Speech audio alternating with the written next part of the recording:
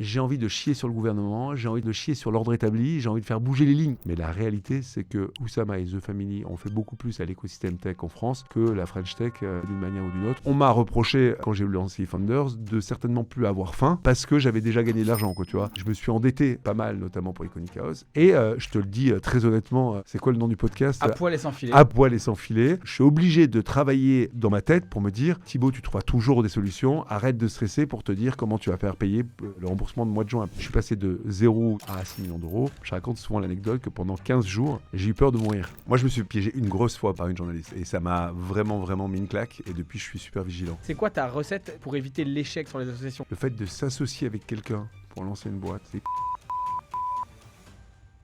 Bienvenue à tous dans ce nouvel épisode de À poil et sans filet. J'ai la chance de recevoir Thibaut Elziar, serial entrepreneur, alors multi-entrepreneur, vous allez voir pourquoi on fait la différence. Bonjour Thibaut. Bonjour. Merci d'être de plus en plus nombreux, je vous l'ai fait à la Guillaume Play, mais continuez de vous abonner, de mettre un voilà, ça coûte rien, un petit clic sur le bouton abonner sur YouTube. Je suis un podcast indépendant, je me finance tout seul, donc si vous voulez que je reçoive des super invités, il faut faire grandir l'audience. Et puis vous pouvez m'écouter aussi en plateforme audio, donc n'hésitez pas à mettre 5 sur 5 si ça vous plaît, à partager à vos amis. En tout cas, aujourd'hui, on va parler avec Thibaut de plein de sujets croustillants, mais notamment l'homme derrière le CEO à succès. Et en particulier, est-ce que l'argent est le pire ennemi de l'entrepreneur ? Je trouve que c'est un sujet qu'on n'a pas beaucoup abordé avec Thibaut, qui a fait de nombreuses interviews. Donc, je suis très content de te recevoir, Thibaut, aujourd'hui. Écoute, je suis très content d'être là et je suis très content de parler de tous ces sujets, de sortir un peu de l'histoire qu'on raconte naturellement et de voilà. Alors, on va pas parler de Fotolia, du deal de Fotolia. Il y en a la casquette de Fotolia, pour dire un autre mot. Alors, on ne devait pas en parler et on a commencé par ça, mais du coup, ça reviendra dans l'histoire parce que c'est quand même une grosse partie de ma vie. Mais c'est quand même le plus gros exit de la French Tech pour les 20 dernières années. Je sais pas, peut-être le plus gros. J'en sais rien. Écoute, je sais pas vraiment, mais à mon avis, on doit être dans le top 3 encore aujourd'hui. Surtout, c'est un deal qui date de 2014, qui date d'il y a 12 ans. Et je pense qu'on est dans le top 3 des deals en taille en Europe. Et je pense que c'est un des seuls deals, enfin en taille, le plus gros deal bootstrappé dans lequel il n'y a pas de VC. Donc il y a eu en 400 000 euros de business angel, mais il n'y a jamais eu de VC grâce à la vertu du modèle. Et donc, si on prend ce spectre-là, à mon avis, on est le premier, le plus gros deal en Europe de cette taille. Donc c'est impressionnant. C'est difficile à oublier du coup. C'est pour ça qu'on t'interroge toujours là-dessus. On m'a pas beaucoup interrogé au jour même, c'est-à-dire qu'on a été très discret au moment de l'exit. Moi, j'avais autre chose à faire, j'étais sur d'autres sujets et mes associés sont plutôt très discrets. Donc, on n'en a pas parlé à ce moment-là. On en parle finalement plus aujourd'hui que ce qu'on en a parlé il y a 12 ans, quoi. Ok, écoute, je vais te présenter pour notre audience. Alors, je vous présente. Donc, Thibaut, tu détestes qu'on te colle l'étiquette de serial entrepreneur. Tu trouves que ça fait serial killer. Tu préfères le terme multi. Néanmoins, je vais citer la liste de tes victimes. Business. À 23 ans, tu as lancé donc Fotolia sans lever l'argent, Bootstrap. 10 ans plus tard, tu la revends 800 millions de dollars à Adobe. Depuis, tu as fondé Exa, qui est un startup studio dédié au logiciel, qui a lancé plus de 30 boîtes, dont les immenses succès Spendesk, Aircall, Front, et j'en passe. Tu as investi dans plus de 350 startups. Peut-être que ton plus bel investissement, c'est un de tes concurrents Notion. D'ailleurs, c'est ce que tu as dit dans un podcast. Ouais. Tu as lancé un incubateur à Bruxelles récemment qui s'appelle Watts et un incubateur d'incubateurs. Et enfin, tu lances Iconic House avec ton frère, 7 villas de luxe de l'hôtel particulier à Montmartre au chalet de rêve à Megève. Le tout à 46 ans et avec 3 enfants. Bref, comme dit Orelsan, quand est-ce que ça s'arrête ? Tu es dans le top 200 des fortunes françaises selon Forbes, mais tu n'en parles jamais. Tu es l'homme invisible derrière 10% des licornes françaises et pourtant tu es belge. Alors tu m'as dit non, tu es franco-belge, c'est ça ? Je suis franco-belge, je suis français de souche et naturalisé belge, quoi. Voilà, donc et je vis un peu entre les deux pays. Les Belges se considèrent plutôt français, quoi. Alors les Belges me considèrent, ils m'entendent parler, ils comprennent directement que je suis français, ils pensent même que je suis parisien alors que je viens du sud de la France historiquement. Donc du coup je vis un peu, et en France a priori on me considère comme un Belge, donc je ne sais pas vraiment où me mettre maintenant. C'est vrai que tu m'as pas dit une fois depuis le début de notre échange. Donc, ça pourrait arriver, j'ai quelques expressions à Paris. À Paris, il s'avère que quand je parle à Paris, on voit mon accent belge, et la manière dont je prononce les choses, la manière dont je fais les phrases. Pas un accent, mais des formulations, tu vois. Ah, peut-être, ouais. C'est chouette, tu vois. Tu vas prendre une petite mitraillette ce midi, quoi. Tu connais le sujet, quoi. J'ai passé 6 mois quand même D'accord. à Bruxelles. Alors aujourd'hui, on va essayer de comprendre pourquoi tu continues une fois que tu as fini le jeu et pourquoi tu refuses la lumière. Est-ce que l'argent est devenu le pire ennemi de l'entrepreneur et les pires erreurs de fondateur que tu vois ? Et enfin, ton avis sur l'écosystème. Est-ce que la French Tech est en train de perdre son esprit pirate, faire une sorte de collusion avec l'État ? Est-ce qu'il y a une SaaS-apocalypse à venir ? Voilà, plein de sujets comme ça. C'est hyper excitant. Écoute, trop content d'aborder tous ces sujets. Et la question de après quoi je cours, c'est une question tellement fondamentale que je me pose et qui arrive de plus en plus en haut de mon esprit que je suis en train d'écrire un livre sur le sujet pour essayer de résoudre cette question et résoudre cette question que se posent beaucoup d'entrepreneurs. Après quoi on court finalement? Est-ce que c'est pour courir pour ne pas tomber? Est-ce que c'est pour courir pour oublier l'absurdité de l'existence? Est-ce que c'est courir pour se doper et récupérer de la dopamine? Voilà, je suis en train d'écrire un bouquin que je sors dans 2 mois où j'essaye de comprendre en me retournant, en essayant d'étordre la réalité, c'est-à-dire qu'un entrepreneur, on tord tout le temps la réalité et du coup, on se rend plus compte exactement de ce qui s'est vraiment passé. Et d'ailleurs, c'est ce qu'on voit dans les articles LinkedIn ou sur tous les réseaux sociaux, hein, où c'est pas la réalité qui est décrite, c'est une espèce de réalité cristallisée. Donc je me retourne, je regarde ce que j'ai vraiment fait et j'essaie de comprendre ce qui me pousse et ce qui m'a poussé à faire toutes ces aventures. Et je ne vais pas donner la réponse ici, mais la réponse se passera dans la conclusion, le dernier chapitre du bouquin. Pour teaser un peu, j'ai pas vraiment compris pour le coup et j'ai l'impression que je cours pour courir et comme un artiste peint pour peindre et je crée pour créer et ça me suffit amplement. Écoute, je vais essayer de quand même te tirer un peu les verres de nez, ça fera de la promo pour ton bouquin, parce que tu sais, moi je fais du coaching et c'est ce que j'ai fait pendant 5 ans au Club Bootstrap. Hein. C'était un réseau d'entrepreneurs, mais c'était un réseau de développement personnel pour entrepreneurs ambitieux, puisqu'ils faisaient tous entre 2 et 50 millions de chiffre d'affaires, donc c'était quand même des belles boîtes, tu vois, dont Guillaume Moubèche faisait partie aussi. Donc j'ai beaucoup, moi j'aime ça, comprendre après quoi tu cours. Ça aurait pu être le titre de mon podcast d'ailleurs, à part à poil sans filet, mais je trouve que c'était un peu plus excitant. Alors ça a failli être ma bite et mon couteau, mais pour des raisons évidentes de communication, on est passé sur à poil et sans filet. Mais du coup, je vais quand même essayer de te tirer les verres du nez si tu es d'accord avec ça. Tire-moi tout ce que tu veux. Écoute, je te pose la question que je pose à tous mes invités. C'est quand la dernière fois que tu t'es senti à poil et sans filet, Thibaut? Ah, ça c'est une très très bonne question. À poil et sans filet, un peu démuni du coup, genre... Exact. Écoute, la fois dont je me souviens en tout cas, qui était terrible et qui m'a fait très très très très peur et où je me suis senti complètement démuni, mais ça a finalement été une happy end, c'était pendant mon enterrement de vie de garçon. Je l'ai fait à Vegas, incroyablement, il y a longtemps du coup. Ok, je sens l'histoire. Et non, elle est assez drôle. Hein. Et mes amis m'ont fait croire que j'allais... donc le matin, je me réveille. Donc chaque matin, il y avait une nouvelle activité, un nouveau truc fou à faire. Et le matin, je me réveille et ils m'ont fait croire... On arrive au Convention Center avec une énorme soirée, une énorme convention Adobe. Donc au milieu des US à Vegas. Et ils m'ont fait croire qu'ils avaient pris un slot pour que je monte sur scène, raconter en anglais l'histoire de Fotolia. Et donc j'arrive, ils me demandent d'enfiler une chemise, on va pour se rapprocher du stage, la pression monte, j'étais mais genre complètement, je savais plus où me mettre. Et juste au dernier moment, on commence à monter les marches. En fait, tout était fake, ils n'avaient pas du tout parlé avec qui que ce soit. Et je monte les marches et ils me disent, en fait, c'est une blague. Et là, j'ai eu le plus gros relief. Je me suis senti tellement heureux juste après, tellement j'étais au bout du rouleau. Et il s'avère, pour l'anecdote, que ça c'était en 2009 et que en fait 5 ans après, j'ai vendu Fotolia à Adobe. C'était un signe avant-coureur. Mais l'idée de devoir improviser, notamment en anglais, devant une foule de 20 000 personnes, ça c'est quelque chose qui me fout un peu les boules. Je le reconnais quoi. J'adore. Voilà. Moi j'avais fait ça avec enterrement de vie de garçon. On avait fait un faux saut à l'élastique. Ah ouais, ok. Et le pauvre, il avait le vertige, mais c'était horrible, hein, franchement. À ne pas refaire, parce qu'on a vraiment, évidemment, énormément rigolé, mais lui, il était dans un état pas possible. Donc j'imagine très bien. Alors la veille, on avait fait le vrai saut en parachute, pour le coup. Okay. Mais bon, j'avais pas un vertige maladif, mais c'était quand même surprenant quand tout le monde s'est préparé pendant 15 jours et que toi, on t'habille en Superman et que on te fout dans un avion à Vegas pour aller sauter, alors que tu t'es pas préparé. Mais je pense qu'un côté méconnu de toi, c'est que t'es quand même un kiffeur. J'ai l'impression que, tu vois, donc tu as la tech, évidemment, ce côté très business, je vais lancer des logiciels, je vais essayer de changer le monde du travail. Mais tu as aussi ce côté Iconic House qui, bon, tu vas nous dire pourquoi tu fais ça, évidemment, avec ton frère. Donc j'imagine qu'il y a une histoire particulière. Mais Je trouve que, tu vois, je sais que tu aimes bien faire des soirées arrosées, tu le dis d'ailleurs dans certains podcasts, t'aimes bien sortir, là tu nous racontes cette EVG. Est-ce que c'est vrai ce côté un peu kiffeur? Là, alors, c'est de moins en moins vrai avec l'âge. J'ai l'impression de faire de moins en moins de choses, mais en tout cas, ça l'est toujours un peu et ça l'a été à un moment. La réalité, c'est que tu disais pourquoi j'ai un pied dans la tech. C'est vrai que la tech et le B2B, ça a l'air vraiment boring. Du coup, je me suis posé un peu la question de savoir pourquoi je me suis retrouvé dans ce domaine-là.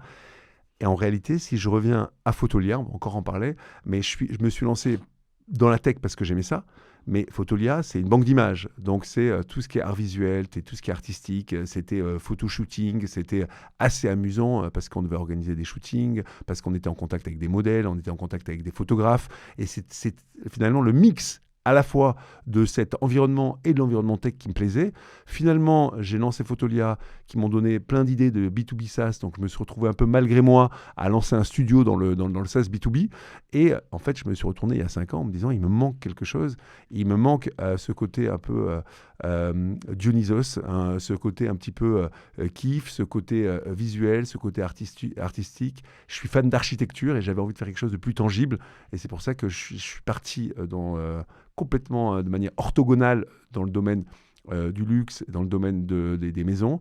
Alors avec la même ambition que ce que j'ai dans la tech, hein, de vouloir réinventer une catégorie d'hospitalité, on en reparlera.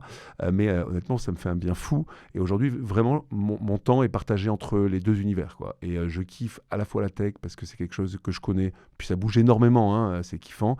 Et tout ce qui est Iconic House, mais aussi le reste dans le monde réel. Et je kiffe autant. Parce que je pense que l'image d'Épinal du fondateur de SaaS, tu sais, c'est un peu le geek tech qui est le hacker qui compute toute la journée. Alors toi, tu es ingénieur, hein, bien évidemment, mais quand même, tu as plutôt ce côté golden boy, on va dire, franco-belge, voilà, artiste, architecture, etc., lifestyle. En même temps que le produit, tu vois. Qu'est-ce que ça apporte et est-ce que c'est une condition fondamentale du succès d'avoir ce côté plus, je sais pas, ouais, plus lifestyle, plus humain, plus kiffeur dans le business B2B. Alors, écoute, on met les gens dans des cases rapidement. À partir du moment où tu es ingénieur, tu dois être geek et tu dois t'intéresser tu es ingénieur informaticien, quoi, tu vois. Moi, je pense qu'on devient ingénieur un peu parce qu'on a suivi un parcours et quand on a 20 ans, on ne sait pas trop vers où on veut aller. Moi, il s'avère que je ne regrette pas une seconde les études que j'ai faites et j'ai énormément appris. C'est grâce à ça que j'ai pu ouvrir un livre de code et que j'ai pas eu peur quand il fallait apprendre à coder, de coder, parce qu'à l'époque, si tu voulais lancer ta boîte dans la tech, lancer Photolia, il fallait savoir coder. Il n'y avait pas un CTO au coin de la rue. Donc, je regrette pour rien au monde et je me sens carrément geek. Je suis extrêmement excité. Et je me rappelle à l'époque, et j'ai essayé dans mon livre de comprendre aussi cette excitation. Elle vient de rendre les choses de manière automatique, d'avoir un système automatisé. Je pense que c'est parce que je suis flemmard par esprit, d'avoir quelque chose qui fonctionne tout seul. Donc, l'idée d'un Photolia dans lequel les images arrivent toutes seules parce que c'est des contributeurs qui les uploadent sur un site et qui même eux-mêmes les keywords, c'est les mots-clés pour les référencer. Je trouvais ça extraordinaire, quoi, tu vois. Donc, j'ai quand même ce côté geek qui me fait m'exciter pour des systèmes automatiques. Et ça, honnêtement, ça fait partie de moi. Cette phrase m'exciter pour des systèmes automatiques. Non, mais et le premier cadeau que je me suis fait quand j'ai gagné de l'argent, on en reparlera, c'est une machine à Orange. Tu vois, les machines qu'on a dans les magasins, parce que j'étais excité par la cinématique, tu vois. Donc, j'ai la cinématique de ces deux roues qui broient les oranges, quoi, tu vois. Donc, je suis excité par tous ces sujets-là. Et en même temps, moi je pense, et c'est le titre de mon bouquin, qu'il faut avoir les pieds sur terre et la tête dans les étoiles, et qu'on a un cerveau gauche et on a un cerveau droit. Et moi j'adore utiliser un peu ce cerveau gauche et un peu ce cerveau droit de temps en temps. Et tout ce qui est créatif m'excite de plus en plus, et en me retournant, je regarde dans tout ce que j'ai fait, c'est la partie création qui m'a amusé. Et au départ de la création d'une boîte, quand on crée une boîte pendant les 18 premiers mois, la partie créative est très accentuée. Il faut créer le produit, le dessiner, il faut créer la marque, il faut créer l'univers, il faut créer la go-to-market stratégie. Et c'est pour ça que finalement, j'ai lancé des boîtes dans un univers qui est le B2B work, et que je me suis intéressé notamment au début des boîtes parce que j'ai réalisé beaucoup plus intéressé par l'aspect créativité, création, que je pense est la marque des entrepreneurs, plutôt que de faire tourner les opérations, qui est un sujet qui m'intéresse beaucoup moins, quoi, tu vois.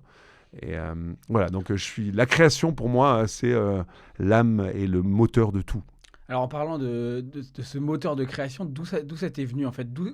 C'est quoi ton plus ancien souvenir d'envie d'entreprendre? Est-ce que ta famille a des entrepreneurs? Tu vois, comment s'est constituée cette envie d'entreprendre depuis petit?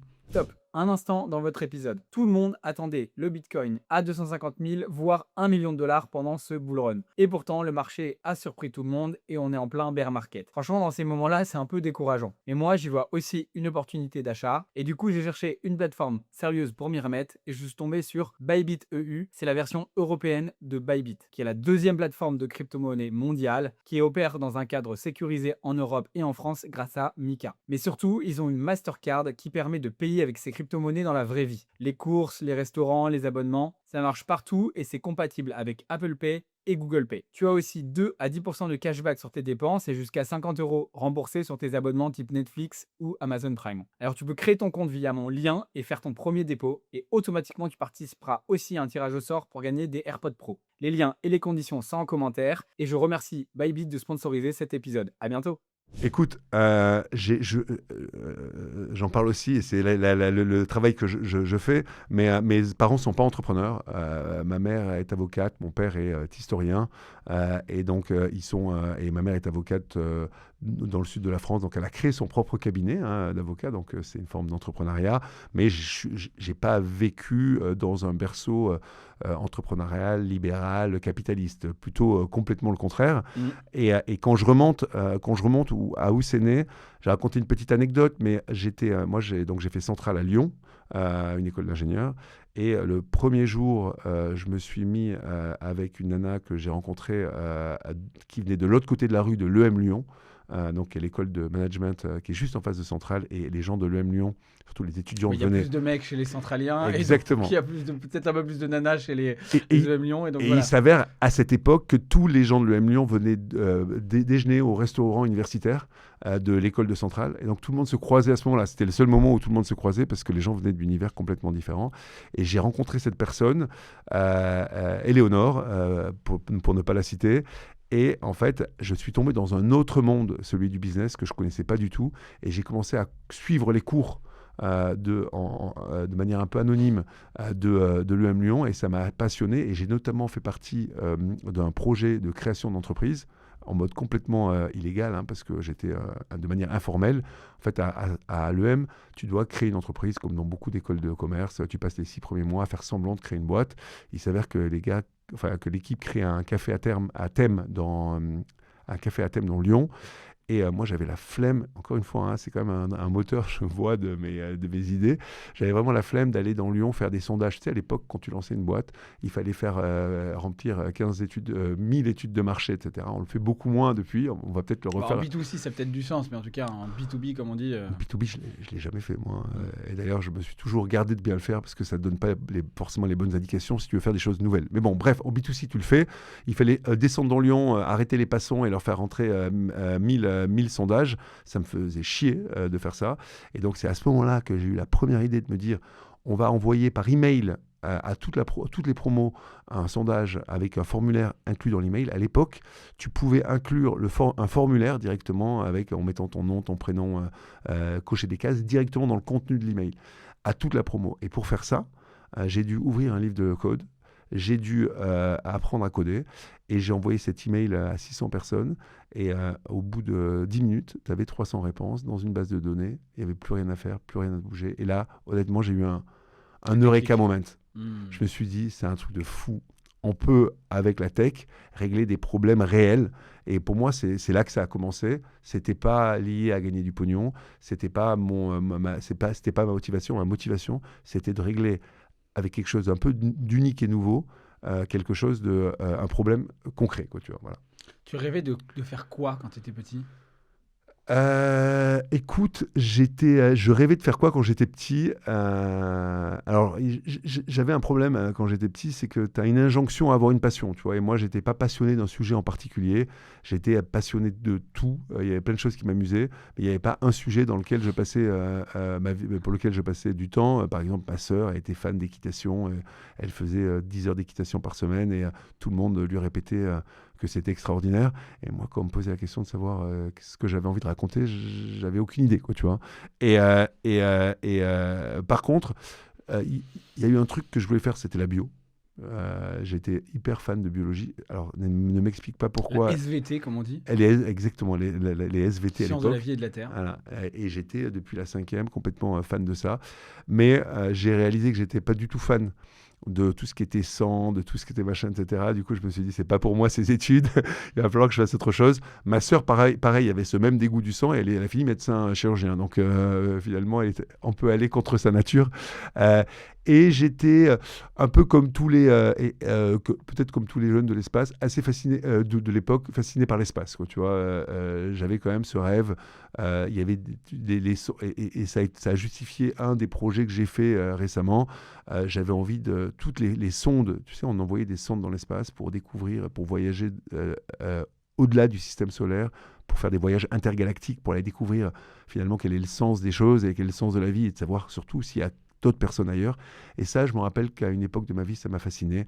Après, j'ai suivi un cursus classique de prépa, école d'ingénieur, sans trop réfléchir. Hein. Ce sont des cursus que tu fais quand tu sais pas trop vers où tu veux aller, en te disant que ça te ferme aucune porte, quoi. Les pieds dans la terre, la tête dans les étoiles, donc c'est vrai, quoi. Pieds sur terre, la tête dans les Pieds sur étoiles. terre, Ouais. c'est la tête dans les étoiles, ouais. C'est marrant. Mais c'est intéressant parce que je pense qu'il y a plein de gens qui se posent la question quand on regarde des entrepreneurs à succès, d'où c'est venu, tu vois. Est-ce que la flamme était là dès le démarrage? Parce qu'il y a des gens, hein, tu vois, que j'ai interrogés qui te disent, moi, je vendais des bouquins, enfin, je vendais des billes ou des jeux, des cartes Pokémon en maternelle et j'ai su que j'avais ce côté vendeur, de lancer un projet de zéro, etc. Et il y a aussi plein de gens qui en réalité, tu vois, Eric Larchevêque que j'ai reçu aussi, lui il était juste fasciné de l'informatique, il n'avait aucune idée de lancer un business autour de ça, tu vois. Donc toi c'est un peu pareil en fait, c'est plus t'avais des rêves en fait, t'as plus des rêves de grandeur, de découvrir, du sens des choses presque, c'est un peu ça quoi en fait. Je sais pas quelles étaient mes motivations. Ce qui est sûr, c'est que, et notamment dans la sphère américaine ou dans l'imaginaire américain, l'entrepreneur, c'est celui qui a commencé à vendre des limonades quand il avait 12 ans dans la cour de l'école.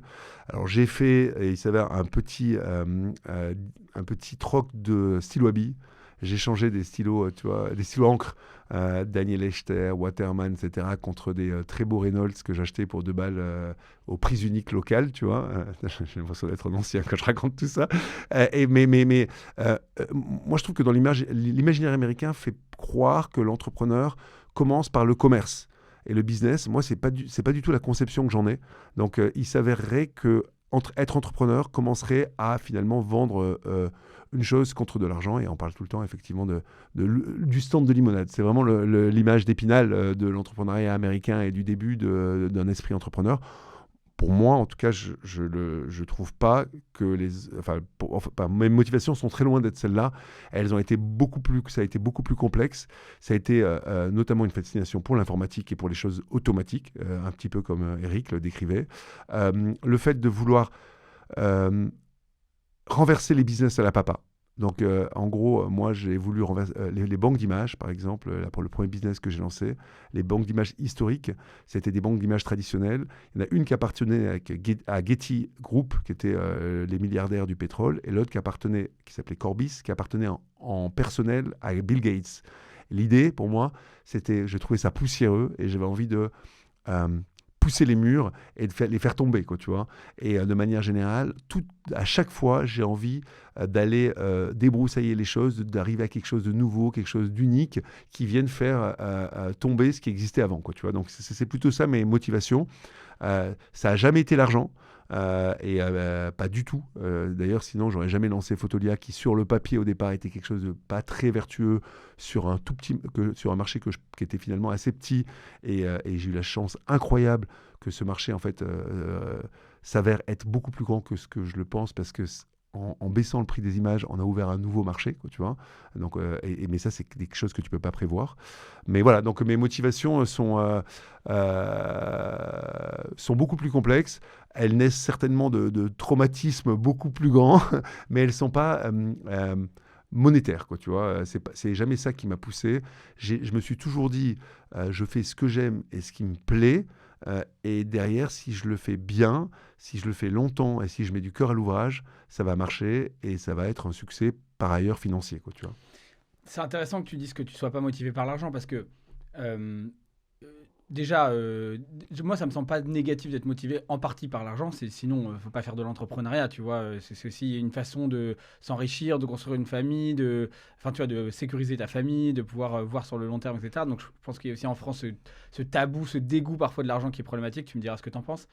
Mais ce qui me questionne aussi, c'est que, tu vois, il y a plein d'entrepreneurs qui vendent leur boîte qui après qui ont un sentiment de vide, parfois même une dépression. Tu vois, j'en ai reçu à mon micro, Hugo Manoukian, par exemple, on a fait un épisode là-dessus. J'ai gagné 14 millions d'euros et j'ai fait une dépression derrière, tu vois. Pendant 4 ans et demi, c'est cherché, c'était hyper douloureux pour lui. Il a l'impression d'être un cheval de course à l'arrêt, tu vois. Toi, tu as gagné. Bon, alors effectivement, le deal Photolia, tu es revenu vachement dessus avec Guillaume Moubège, donc il restait que quelques pourcents quand tu as vendu 800 millions. Assez pour être heureux toute Mais ma vie assez sans pour être- devoir entreprendre à nouveau. Ouais, Voilà, bien sûr. exactement. Donc, qu'est-ce que ça a changé pour toi fondamentalement, le fait de gagner d'un coup beaucoup d'argent et comment ça n'a pas détruit justement ta motivation? Écoute, c'est bien ce que je dis. Si ma motivation avait été l'argent, le moment où j'en ai touché assez, j'aurais arrêté d'entreprendre. Il s'avère que, et d'ailleurs c'est ce que tout le monde pensait, hein, quand j'ai lancé eFounders avec mon associé Quentin au tout départ, en 2011, j'avais déjà fait, donc Photolia s'est vendu en 3 fois, une fois en 2009, une fois en 2012 et une fois en 2014, et au final en 2014. Donc moi j'ai touché d'argent de manière, on y verra, progressive, hein, ce qui aide à pouvoir... Alors, on va pas se plaindre hein, quand on touche beaucoup d'argent, mais il s'avère que quand on en touche beaucoup, beaucoup d'un coup, ça peut être problématique et qu'il y a beaucoup de gens qui ont fait des dépressions suite à ça parce que ça bouge les choses, donc ça remet forcément en cause ton bonheur. Et quand tu touches à l'équilibre de ta vie, c'est toujours très compliqué. Mais j'ai touché, qu'est-ce que je racontais sur... Bah, tu me dis, ce que tu me dis, donc c'est bien parce que tu n'avais pas une motivation liée à l'argent, que ça n'a pas changé grand-chose, mais Oui, néanmoins, je veux dire, c'est pas pareil de penser à ça et d'avoir d'un coup un chèque avec de plusieurs millions sur ton compte en banque. Tu vois, ça mais peut je veux changer ton dire, rapport à tes proches, ça peut changer plein de choses, quoi, tu vois. non, exactement, on va y revenir. Pour finir, parce que je m'en suis rappelé, on m'a reproché, quand j'ai lancé Founders, de certainement plus avoir faim, ok, Hmm. parce que j'avais déjà gagné de l'argent, quoi, tu vois. Hmm. Il s'avère que j'avais aussi faim qu'avant, en tout cas j'avais la même excitation d'entreprendre, et qu'aujourd'hui, 20 ans après, j'ai exactement, alors je ne sais pas combien de temps ça va durer, mais la même énergie, la même envie d'entreprendre, la même envie d'aller de l'avant que ce que j'avais il y a 20 ans, quoi, tu vois. Donc la réalité, c'est que je suis très content que ça rapporte de l'argent, notamment parce que l'argent, ça permet de vivre, d'une part, et ça permet aussi d'être un carburant pour lancer des nouveaux business, hein. D'ailleurs, il ne faut pas trop en avoir, on y reviendra aussi. Je pense moi, les moments dans ma vie où j'ai touché des blocs d'argent importants, c'est pas du tout une manière dont j'ai utilisé l'argent intelligemment, quoi, tu vois. Mais il faut réaliser, et moi, je pense que c'est le sens même de l'argent, c'est celui d'être utilisé comme un carburant pour lancer de nouveaux projets, que ce soit des projets entrepreneuriaux, des projets associatifs, des projets artistiques. Mais si l'argent ne doit pas être, comme on le voit un peu partout, et comme c'est devenu monnaie courante, faite pour être accumulée et stockée dans des banques privées pour pouvoir proposer un rendement. D'une part, c'est une mauvaise conception, j'allais dire according to me, mais selon mon opinion, de la manière d'utiliser son argent, quoi, tu vois. Pour moi, je le vois vraiment comme un carburant, quoi, tu vois. Et pour revenir sur le moment où j'ai touché de l'argent, c'était le premier chèque que j'ai touché. Je l'ai touché donc en 2009, donc j'avais exactement 30 ans pour la première vente de Photolia. C'était, et je le dis aujourd'hui, 6 millions d'euros, qui était une petite partie de la vente d'une première vente qu'on avait fait avec un fonds qui s'appelle TI Associates.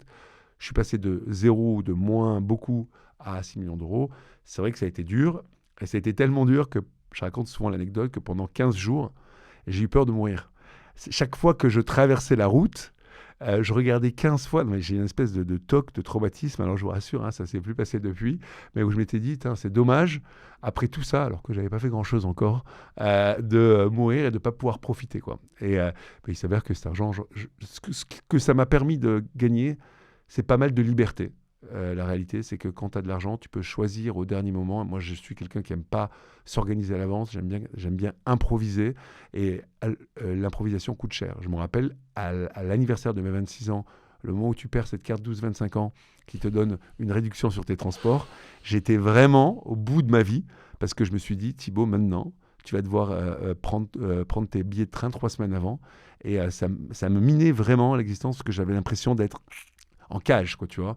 Et l'argent, pour le coup, ça te permet vraiment de pouvoir regagner en liberté, de pouvoir regagner en spontanéité. Et ça reste encore aujourd'hui, pour moi, le seul gros avantage d'être riche et d'avoir du pognon, quoi. Mais c'est la seule chose qu'on ne peut pas acheter. De toute façon, c'est le temps, la liberté. Hein. Donc, c'est une réponse assez fréquente, je trouve, cette question de gagner sa liberté, qui n'est pas forcément... D'ailleurs, c'est l'absurdité de cette question de cette obsession de la liberté financière. Tu sais, en fait, comme si du coup, l'argent devient un but en soi, alors qu'à à la fin de la vin, c'est la métaphore, tu sais, du pêcheur sur la plage de Mexico qui est heureux sur sa plage, et puis on lui propose de monter le gros business, tu sais, avec des chalutiers de ouf. Et en fait, à la fin, il lui demande qu'est-ce que tu feras. Il fait, bah, je vais aller sur la plage, prendre siroter des cocktails. Ouais, bah, super, tu vois. Mais qu'est-ce que tu vois qu'est-ce que tu as fait toi comme erreur? Parce que tu dis que tu as fait des erreurs quand tu as touché beaucoup d'argent. C'est quoi les erreurs que tu as faites? Et qu'est-ce qu'on peut en tirer comme leçon pour des fondateurs quand tu vois qu'ils veulent gagner de l'argent? Qu'est-ce qu'ils peuvent faire comme écueil? Qu'est-ce qu'ils peuvent avoir comme écueil? Alors, écoute, moi, j'ai fait 2 types d'erreurs. Déjà, moi, j'ai pas d'argent placé, hein, donc tout l'argent que j'ai, il est investi dans les boîtes que je crée. Je suis pas un investisseur. Alors, j'investis, tu l'as dit, dans 350 en boîte en mode business angel, mais ça, c'est, je dirais, un peu un hobby qui va, j'espère, me rapporter de l'argent et que je continue à faire parce qu'il me rapporte de l'argent. C'est une manière intelligente de placer son argent, d'être en contact avec des entrepreneurs et de suivre ce qui se passe dans l'écosystème. Mais sinon, moi, j'ai pas d'argent. L'argent, quand j'en ai, je le mets dans les business que je crée et j'en crée beaucoup, toujours trop. Et j'essaie de me restreindre. On a fait une belle liste, ouais. L'erreur, voilà, et elle est encore plus longue que ça. Il y a beaucoup de choses, beaucoup trop de choses. J'essaie de me soigner là-dessus. Je me rappelle, il y a justement une boîte, donc l'argent, j'en ai touché au niveau de Photolia, que j'ai réinvesti massivement dans les business que j'ai lancés après, notamment eFounders. Donc l'argent que je touche depuis, c'est juste l'argent de mes sorties Business Angel. Donc il s'avère que j'ai vendu un bout d'Algolia à une époque et j'ai touché une somme considérable. Et cet argent, c'est celle dont je parle, a été hyper mal investi. Pourquoi ? D'une part, parce que je l'ai mis dans mes propres business et trop vite et je me suis senti trop libre de pouvoir avancer plus rapidement. Moi, je pense qu'on avance d'autant mieux quand on est en mode frugalité. Donc, le fait de me battre aujourd'hui, parce qu'aujourd'hui, je suis encore très riche, je ne vais pas me plaindre, etc., mais j'ai plus assez d'argent, pas assez de liquidité pour financer mes propres projets. Du coup, je suis obligé de tirer, je suis obligé de me battre, on est obligé d'être super frugal, d'être beaucoup plus créatif. Et honnêtement, c'est d'une part, ça permet de dépenser moins. D'autre part, c'est très excitant parce que ça oblige à trouver des solutions et à être créatif. Donc, ça fait fonctionner, en tout cas, moi, des parties du cerveau qui m'amusent.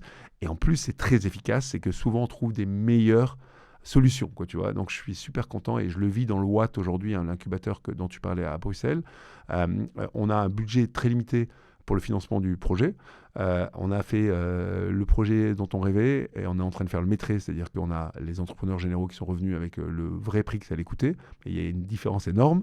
Donc du coup, on doit trouver des solutions. On est obligé de cutter dans le programme, dans ce qu'on a vraiment envie de faire.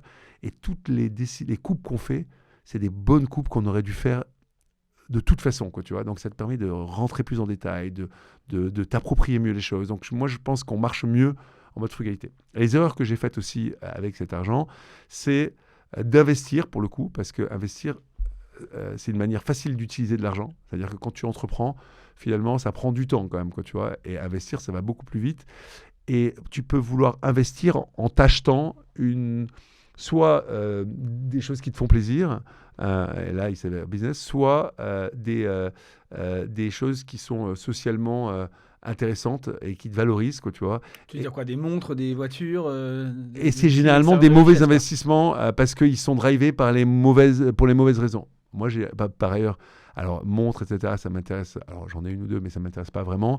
Ce qui m'intéressait, c'était encore une fois les belles maisons. Le tangible, l'architecture, le design.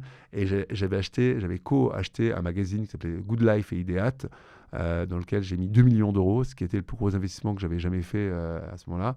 C'est tombé en liquidation, ça a été redressé au bout de 2 ans et j'ai finalement tout perdu.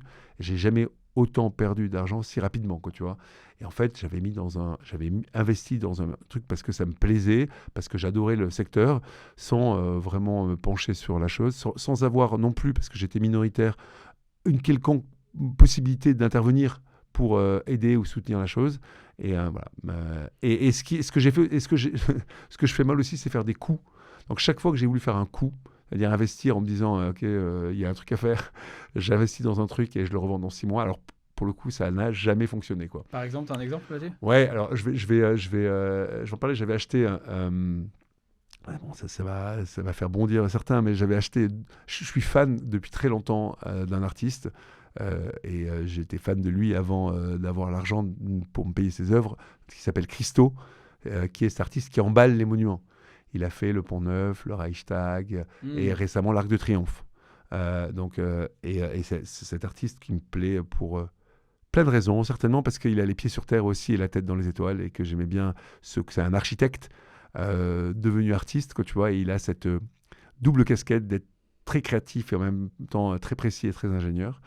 Et je me suis dit, l'Arc de Triomphe va être emballé à Paris. C'est certainement sa dernière installation. Il n'était pas encore mort. Je vais racheter 2 de ses œuvres à Christo que je vais revendre juste après, quand l'art aura explosé, quoi. La vérité, c'est que j'y connais rien en art, que j'ai voulu faire de la spéculation et que je crois que je les ai achetés au plus haut du marché. Comme les NFT avec Logan Paul, quoi. Exactement. Dans les NFT, j'ai essayé de faire des petits coups aussi, mais en étant échaudé de toute façon par le fait que, honnêtement, ça fonctionne. Alors, les gens racontent leurs coups parce qu'en fait, ils font plein de trucs et une fois, il y a quelque chose qui marche. Mais vouloir prévoir un coup, c'est comme vouloir prévoir un buzz, quoi. Tu vois, la plupart des vidéos ou des sujets qui buzzent, en fait, c'est des choses que tu n'as pas contrôlées, quoi. Tu vois, c'est un peu malgré toi. Et voilà. Donc, les coups... C'est une bonne leçon. En tout cas, pas faire de coups, rester frugal. Et toi, tu réinvestis tout l'argent dans tes projets, ce qui te permet de garder cette mentalité. Quand même, une question qui me vient, c'est est-ce que ça t'arrive encore? Parce qu'effectivement... ton niveau en théorie de réussite et de patrimoine, ça devrait pas arriver, mais c'est intéressant de le savoir. Est-ce que ça t'arrive encore d'être stressé, de te dire oula, comment je vais finir les fins de mois, ou entre guillemets comment est-ce que je vais m'en sortir avec mes business, d'être stressé par rapport à l'argent, tu vois? Bah, écoute, je me suis promis depuis le 1er janvier, ça faisait partie de mes, comment on appelle ça, de mes souhaits pour 2026, de m'interdire de stresser pour des questions d'argent. La vérité, c'est que j'ai des projets comme Iconic House qui coûtent cher parce qu'il y a des banques à rembourser et que je suis stressé et je suis obligé de réagir pour pouvoir boucler mes fins de mois exactement comme j'étais il y a 20 ans. Où j'avais vraiment pas d'argent. Parce que ton niveau de vie augmente, quoi, comme tout le monde. Parce que mon niveau de vie augmente, mais en fait légèrement, mais surtout, je me suis endetté pas mal, notamment pour Iconic House. Et quand j'ai des dettes sur le dos, alors que j'ai vécu lentement sur dette. Alors la dette, moi je l'ai pas fait pendant longtemps parce que j'avais une image... j'avais une histoire familiale autour de la dette qui était un peu compliquée, donc je m'en étais prémuni. Puis j'ai compris que c'était quand même un super levier pour pouvoir faire grandir des activités. Aujourd'hui, je réalise que ça me pèse et que j'ai une contrainte qui est celle de devoir rembourser chaque mois des banques pour payer des biens immobiliers qui devaient se rembourser, mais qui ne se remboursent pas aussi simplement qu'on a imaginé. Et je te le dis très honnêtement... c'est quoi le nom du podcast? À poil et sans filet. À poil et sans filet. Je suis obligé de travailler dans ma tête pour me dire Thibaut, tu trouveras toujours des solutions. Arrête de stresser pour te dire comment tu vas faire payer le remboursement de mois de juin. Parce qu'en vérité, rationnellement, j'ai 50 000 possibilités de vendre Tel ou tel au asset. rabais tel ou tel asset. J'ai investi dans plein de boîtes, tu l'as dit. Alors, le problème, c'est que toutes ces boîtes ne sont pas liquides. Hein, et c'est l'énorme problème des entrepreneurs dans la tech et que je ne suis pas investi en bourse, etc. Et ça serait beaucoup plus simple si je pouvais téléphoner à mon banquier en lui disant vous vendez 10 000 actions Nvidia. Il s'avère que ça ne fonctionne pas comme ça. Mais il y a quand même toujours des moyens de s'en sortir. Donc, je n'ai pas le droit de me plaindre. Mais ça arrive jusqu'à ma tête et je suis obligé de me travailler sur mon esprit pour chasser cette image. Quoi. Tu dis travailler sur ton esprit. Est-ce que tu as des gens qui t'accompagnent? Est-ce que tu te fais coacher? Est-ce que tu as un psy? Tu vois, est-ce que tu bosses sur toi de manière générale? Écoute, pas assez selon ma femme. Elle voudrait que je travaille davantage sur ça. Non, je le fais pas, mais je devrais, je pense. Je le fais pas parce que je fais partie de ces gens qui n'ont pas compris qu'ils pouvaient trouver des ressources chez les autres qu'il est bon de se faire accompagner. Je m'explique. Pour moi, il y a deux types d'entrepreneurs. Et au début, je me suis dit, quel type d'entrepreneur on va attirer dans un studio comme eFounders, Exa. Donc, comme c'est nous qui arrivons avec l'idée, il va falloir amener des entrepreneurs qui veulent travailler sans idée, qui arriveraient et qui veulent travailler ensemble finalement. Et j'ai réalisé en fait qu'il y a plein d'entrepreneurs qui sont super contents de recevoir des conseils, d'être accompagnés. Et c'est souvent les meilleurs parce qu'en fait, quand tu fais grandir une boîte, c'est ce dont tu as besoin. Bien t'entourer, avoir un board, avoir des conseillers, avoir des coachs, avoir des collaborateurs avec lesquels tu t'entends. Et moi, je ne fais pas partie de cela.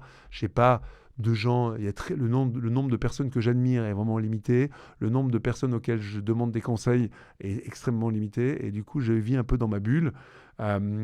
Heureusement, j'ai une femme avec qui j'échange énormément sur ces sujets et qui me fait réfléchir, qui m'oblige à réfléchir et m'oblige à me mettre parfois un peu devant mes contradictions. J'ai des potes qui me ramènent un peu les pieds sur terre en me disant « Allô, détends-toi, t'es le même qu'avant. » Et voilà, mais je mériterais d'être davantage accompagné. Les quelques fois où je l'ai fait, c'est arrivé, hein, le coaching, etc., j'ai vraiment très apprécié, quoi. Tu vois, c'est un truc que m'a dit Eric Larchevêque qui a fait un buzz monumental. Et il me dit l'équilibre pro-perso, c'est du bullshit. Ça n'existe pas. L'entrepreneur très ambitieux, il se construit dans le déséquilibre. Et en effet, il y a un certain nombre d'exemples là-dessus. Tu vois, à l'extrême, effectivement, les modèles qu'on regarde, à Elon tort, à Musk. mon avis, évidemment, Elon qui dort dans ses locaux, etc. Toi, est-ce que tu vois, en plus, tu as 3 enfants, est-ce que ça veut dire quoi l'équilibre pro-perso pour toi? Est-ce qu'un entrepreneur qui a de l'ambition, il doit avoir une forme de déséquilibre? Et si oui, lequel? Alors, on peut en parler très longtemps, c'est vraiment un sujet extrêmement important. Eric a raison pour une certaine frange de la population. Hein. Il y a des gens qui veulent mettre vraiment... tout le monde a le droit de fixer sa limite où il la veut. Moi, il s'avère qu'effectivement, je n'ai pas de limite entre ma vie professionnelle et ma vie personnelle. Je n'ai qu'une vie, okay, et c'est assumé. C'est bien pour moi, je trouve. C'est plus compliqué pour les gens qui t'entourent, parce que les gens qui t'entourent, ils ont besoin parfois que tu mettes un peu des limites, et je fais au mieux. Je vais te citer, c'est une phrase du biographe de Elon Musk, justement, qui dit, et je trouvais ça extrêmement intéressant, que dans la vie, il faut choisir entre être heureux et légendaire. Parce que pour être légendaire, il faut être obsessif et que l'obsession, pour moi, c'est orthogonal au bonheur. Donc, à partir du moment où tu es obsédé par quoi que ce soit, pour moi, le bonheur, c'est la sérénité. Le bonheur, c'est être posé, les pieds sur terre. Et si tu es obsédé, tu ne peux pas trouver ce bonheur. Et d'ailleurs, honnêtement, la figure d'Elon Musk, qu'on peut admirer sur son côté entrepreneur, parce que c'est un entrepreneur de génie, je pense qu'il y a peu de personnes qui voudraient être à sa place. Parce que ça n'a pas l'air d'être, je ne le connais pas personnellement, l'homme le plus heureux du monde. Il sera soulagé quand il sera mort. Voilà, il le dit lui-même, mais ça se voit et ça se ressent. La réalité, c'est que je pense que cette phrase est assez vraie. Moi, ce que j'essaie de faire pour pouvoir un peu dire les choses sans trop aller trop loin, c'est que je pense que j'ai vu beaucoup de personnes réussir, venant de tout horizon, avec des personnalités très différentes. Ce que tout le monde avait en commun, c'est le fait que pendant les 2-3 premières années de leur business, de lancement de leur projet, ils ont tout donné, quoi, tu vois. Alors, je trouve qu'après, si tu veux, si tu relances pas un nouveau projet, ce que moi j'ai toujours fait, tu peux trouver un équilibre. C'est-à-dire tu peux bien t'entourer, tu peux bien t'organiser pour arriver à rentrer dans une phase de marathon. D'ailleurs, c'est super important si tu veux faire grandir ton business. Mais pendant les 2-3 premières années, tu dois tout donner et les entrepreneurs, la plupart du temps, ils le font sans que ça soit une punition ou une contrainte. Hein. C'est naturellement qui donnent tout, quoi, tu vois, parce qu'ils sont complètement obsédés par leur business et que en prenant leur douche, ils réfléchissent à résoudre tel ou tel problème, quoi, tu vois. Et c'est quand même quelque chose qu'on retrouve, qu'on le veuille ou pas, chez beaucoup d'entrepreneurs et quand même un gage de réussite. Mais toi, du coup, tu vis ce cycle un peu comme le mythe de Sisyphe, c'est-à-dire De que manière infinie. comme tu es ta zone de génie, c'est le 0 to 1, comme tu dis. Du coup, tu te retrouves en permanence dans cette zone d'hyper-accélération, de focus et de déséquilibre, quoi. Ben, c'est le problème, ouais, on est d'accord. Non, Ouais. mais on est d'accord, c'est le sujet. C'est Et la t'as pas question. peur d'avoir des regrets là-dessus? Tu vois, de pas avoir passé assez de temps, je sais pas, avec ta famille, ou d'avoir passé assez de temps sur je sais pas, du sport, d'autres choses, ou au contraire, tu te dis, non, en fait, c'est exactement ce que je veux, quoi. Ben, écoute, je fais le sport que je veux. J'ai l'impression de passer du temps avec ma famille euh, comme je voudrais. Je, c'est une vraie bonne question sur laquelle je travaille et je pense que je mériterais davantage de passer du temps avec mes enfants. J'en passe beaucoup, je suis tout le temps là, je suis souvent là. J'essaie de pas, moi j'essaie de faire deux choses, de pas trop partir, pas trop partir et d'être présent. Alors je pourrais être plus présent parce qu'il suffit pas d'être présent physiquement, il faut être aussi présent pour de vrai et dans la tête quand tu es avec tes enfants. Mais en tout cas, quand tu es à l'autre bout du monde et que tu n'es pas présent physiquement, tu peux pas être présent pour de vrai de toute manière, quoi, tu vois. Donc j'essaie d'être souvent là et de partir le moins possible pour le moment. Donc j'ai calmé depuis plusieurs années tout ce qui était voyage à l'étranger. J'essaie de faire le moins possible pour être présent avec mes enfants. Et j'essaie aussi, parce que je fais énormément, de rester dans cette zone de talent, justement, ou zone de génie, ou tu l'appelles comme tu veux, où tu fais ce que tu aimes et qui ne te prend pas d'énergie en essayant de déléguer tout le reste, quoi, tu vois. C'est-à-dire que j'essaye vu que je fais beaucoup, de me concentrer sur les parties que j'aime pour qu'une journée, même si elle soit... Alors, du coup, dans une journée, d'un lundi de 8h à 19h, je vais faire 15 zooms, mais 15 zooms de choses que j'aime. La réalité, c'est que même faire 15 zooms de ce que tu aimes, c'est quand même épuisant et beaucoup trop. Donc voilà, je cherche un équilibre par ailleurs et je me bats contre ça depuis toujours, quoi, tu vois, et je pense que ça changera jamais. C'est très intéressant comme partage. Pour revenir, tu vois, sur cet esprit de frugalité, puisqu'on parle un peu aussi de tes enfants, tu vois, qu'est-ce que tu leur conseillerais s'ils montent une boîte? Tu leur conseillerais d'être bootstrap? Tu leur conseillerais de lever des fonds? Écoute, moi, enfin, lever des fonds, c'est assez nouveau et c'est assez caractéristique de la tech, hein, à proprement parler. Ça dépend totalement de la typologie de business que tu fais. Quand tu veux lancer un business dans l'industrie, par exemple, tu vas devoir lever des fonds. Alors, ça, c'est peut-être de l'emprunt bancaire, c'est souvent de l'emprunt bancaire, et pas souvent de l'equity chez des VC, mais il y a plein de business dans lesquels tu vas pas pouvoir le faire grandir, je dirais, de manière progressive. Soit tu as besoin d'acheter un actif, ok, et c'est le cas par exemple bêtement dans l'hôtellerie ou dans la restauration, soit dans lequel tu as besoin de construire un actif, c'est le cas dans le software, et ça parfois ça demande de s'endetter ou de lever de l'argent, quoi, tu vois. Donc je leur recommanderais rien du tout, j'essaie de voir ce qu'ils ont envie de faire. Déjà, je les encouragerai pas à être entrepreneurs. J'ai pas d'injonction à ce qu'ils soient entrepreneurs. Pour moi, c'est pas le seul et le meilleur métier du monde, quoi, tu vois. Il y a plein d'autres choses à faire et ils feront ce qu'ils ont envie de faire. Et s'il s'avère qu'ils doivent monter un business, j'écouterai ce qu'ils ont à faire et je réaliserai et je leur donnerai le bon conseil par rapport au type de business, quoi, tu vois. Il y a des business pour lesquels il vaut mieux grandir progressivement.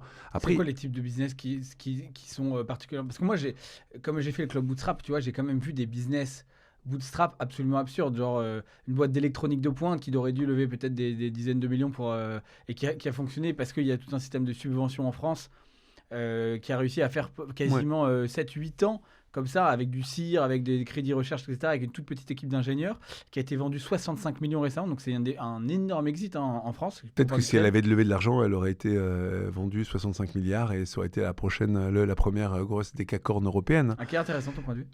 La réalité, c'est que c'est pas un point de vue. C'est que les boîtes dans la tech, les boîtes qui ont levé de l'argent, ont des meilleurs outputs que les boîtes qui sont bootstrappées. Je veux dire, c'est même, on peut pas le négocier. En termes de, tu veux dire de taille de deal. Exactement, en termes de taille de boîte. Ça ne donne pas plus de chances de réussir. Clairement, lever de l'argent, ça ne donne pas plus de chances de réussir. Et moi, je trouve qu'il y a plein de business qui lèvent de l'argent, qui n'auraient pas dû le faire parce que ce n'est pas des business tech à proprement parler, pas des business qui pourraient en profiter et que ça les a même desservis. Honnêtement, plein. Mais il s'avère que créer une énorme boîte sans lever d'argent dans les 20 dernières années, il y avait plus de probabilité pour créer des énormes boîtes de lever de l'argent que de le bootstrapper, quoi, tu vois. Ce qui est normal, hein, quand tu vas aller plus vite, plus loin, et que tu es capable de garder cette frugalité nécessaire à être efficace, tu puisses créer des boîtes bootstrappées. La plupart des grosses boîtes sont quand même des boîtes qui ont levé de l'argent avec des VC, non? Mais, écoute, des grosses boîtes, je parle, hein, attention. Grosses boîtes peut-être. En tout cas, la statistique 2025, selon Avolta, c'est 75% des boîtes vendues en 2025 étaient bootstrap. Ouais, ça me surprend pas. Avec une durée de boîte qui est un peu plus longue, parce que c'est 13 ou 14 ans la moyenne de d'âge, tu vois, versus, je crois que c'est 9 pour les boîtes VC funded, comme on dit. Néanmoins, la tête de l'exit, et je pense que c'est plus important avec des boîtes qui ont levé beaucoup d'argent, c'est sûr. Mais tu vois, il y a aussi beaucoup de différences sur le fait que toi, tu l'as connu parce que tu as été dans une époque où tu as levé des fonds où les pratiques étaient très différentes, donc tu as eu beaucoup de dilution, quand tu as fait Photolia notamment. Mais moi, les fondateurs de boîtes qui ont vraiment gagné de l'argent, c'est mes potes qui ont vendu peut-être 6, 7, 8 millions, mais qui avaient 90% de la boîte, 95% de la boîte. Alors qu'il y a parfois des exits, et ça, j'en ai recueilli pas mal les témoignages avec le Club Bootstrap, de boîtes qui ont levé peut-être, qui ont vendu 20 patates, 30 millions, tu vois, et qui sont sortis avec quasiment rien, avec une tape dans le dos, tu vois. Donc, c'est quoi le bon modèle? Non, mais parce que quand tu lèves de l'argent, tu dois jouer le jeu des VC, qui n'est pas toujours un jeu amusant pour tout le monde, hein, mais de faire en sorte d'utiliser cet argent rapidement, de manière très efficace, pour aller à la prochaine étape et pour créer une énorme boîte, quoi, tu vois. Aujourd'hui, un VC normalement constitué, il n'investit pas dans la tech, encore une fois, hein, il n'investit pas dans ta boîte si ton exit, c'est pas 1 milliard ou même plusieurs milliards, quoi, tu vois. Donc, tes potes qui ont vendu qui ont levé avec des VC et qui ont vendu une boîte à 30 millions et qui n'ont pas touché d'argent, c'est juste parce que ça n'a pas fonctionné et ça fonctionne très rarement et que c'est pas une boîte. Ça ne veut pas dire qu'ils auraient touché plus d'argent par ailleurs, mais ça veut dire qu'ils n'ont pas. La promesse n'a pas fonctionné. La promesse a été, quand ils ont signé avec un VC, vous mettez de l'argent chez nous et on va amener cette boîte à plusieurs centaines de millions et voire 1 milliard. Et dans ce cas-là, dans cette hypothèse-là, ils auraient touché beaucoup d'argent et ça ne s'est pas passé comme prévu. Tant pis, quoi, tu vois. Mais la promesse d'un VC, c'est de pouvoir créer des grosses boîtes. Et ce qui manque aujourd'hui, encore une fois, hein, je répète, dans la tech, ce qui nous manque aujourd'hui en Europe particulièrement, ce n'est pas des boîtes tech qui valent 10 ou 20 millions. Ça, c'est assez facile à construire finalement. Nous, on a construit plein de manière un peu automatique et c'est pas ça qui va changer la donne. C'est de créer des grosses boîtes qui ne soient pas vendues d'ailleurs, hein, qui fassent des IPO et qui en rachètent d'autres, quoi. Et ces boîtes-là, c'est celles qui nous intéressent. Cette boîte-là, aujourd'hui, la meilleure manière de les construire, c'est en levant de l'argent avec des VC, point barre, quoi, tu vois. Enfin, en tout cas, c'est jusqu'à aujourd'hui. Changement de paradigme avec les high, on ne sait pas trop ce qui va advenir. Et il y a peut-être moyen, en tout cas ce que les gens racontent, de pouvoir lancer des grosses boîtes en étant bootstrappé. Alors c'est ce qu'on disait il y a 6 mois. On voit très bien que les grosses boîtes comme les Lovable, les Anthropic, etc., elles sont tout sauf bootstrappées. Mais c'est intéressant. On va réserver la dernière partie à ton point de vue sur l'écosystème. Est-ce qu'il va y avoir une SaaSpocalypse, comme on dit? Est-ce que du coup l'IA va tout remplacer? Je serais très intéressé d'avoir ton point de vue et les auditeurs aussi. Mais tu vois, Carlos Diaz me disait, une boîte comme Mistral, tu dis que c'est un champion français de l'IA. Elle est invendable en Europe. Parce qu'ils ont levé tellement d'argent, qui va la racheter, tu vois? Tu es d'accord avec ça? Écoute, moi je pense qu'elle est... Je suis sorti au dernier tour, enfin, d'ailleurs j'ai pas eu le choix. Mais j'étais investisseur dans Mistral. Ouais, j'étais investisseur dans Mistral au premier tour, etc. Parce que je trouvais que le projet est exceptionnel. Et honnêtement, je trouve qu'on a de la chance. On n'a pas beaucoup de belles boîtes, hein. On a de la chance d'avoir une belle boîte comme Mistral en Europe, qui est devenue un symbole de la souveraineté, de la possibilité pour l'Europe d'avoir une forme de souveraineté. Qu'elle soit invendable, moi ce que je trouve, c'est qu'elle est invendable parce que la France ne vous laissera jamais la boîte se faire racheter par qui que ce soit. Mais je ne serais pas surpris que Microsoft ou Apple aient déjà fait à la valorisation d'aujourd'hui des offres sur Mistral. Le problème, c'est que vu que c'est un atout majeur et un atout stratégique, voire militaire pour l'Europe, personne ne laissera la boîte se faire racheter. Donc la vérité, c'est que ça capte du coup sa valeur finale, parce qu'elle ne sera jamais, je dirais, sur le marché, en face aux enchères, en face de boîtes comme Apple ou Microsoft qui sont, eux, potentiellement les gros acheteurs. C'est pour ça que je pense qu'il y a un problème sur Mistral. La réalité, c'est que, pour moi, l'idée, c'est que Mistral ne soit jamais vendue et qu'elle continue à grossir et qu'elle fasse une IPO en Europe et qu'elle rachète des boîtes et qu'elle crée enfin ces gros tech compagnies dont on a besoin pour acheter les autres, quoi, justement. Qu'est-ce qui peut faire que ça marche, ça?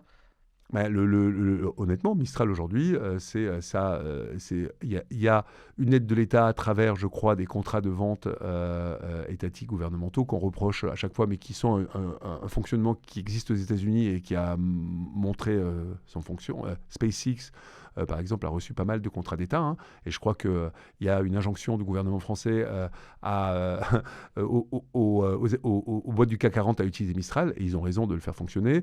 Il y a eu des subsides, des subventions et de l'investissement privé et public.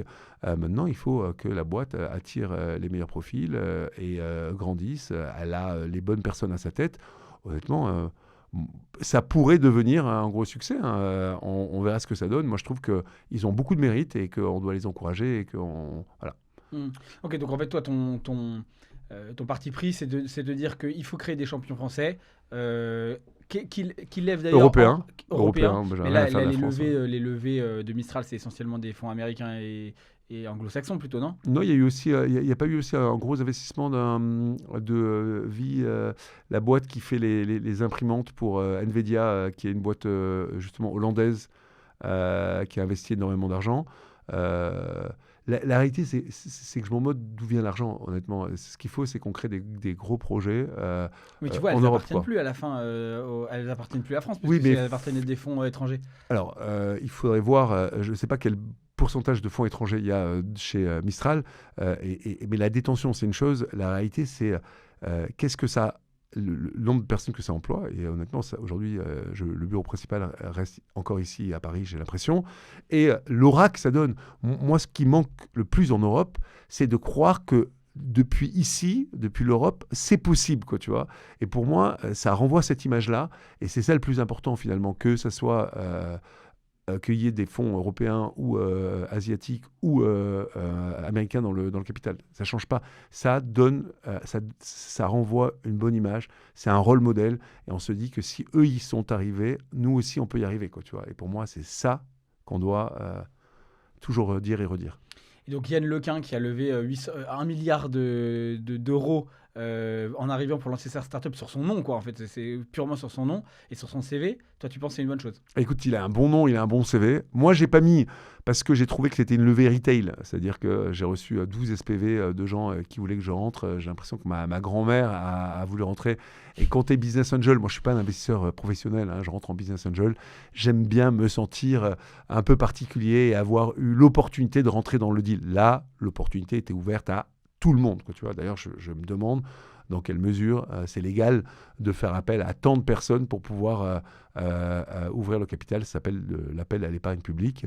Ça s'est fait via des 15 SPV qui ont eux-mêmes fait appel à 150 personnes. Bref, ça m'a l'air totalement flou cette levée, mais c'est très bien, quoi, tu vois. Et le fait qu'il y ait Yann Lequin qui a un nom, hein, c'est pas un nom, hein, c'est surtout une histoire, une expérience de fou, qui viennent en France et qui veulent créer sa boîte depuis ici et et qui s'entourent des bonnes personnes.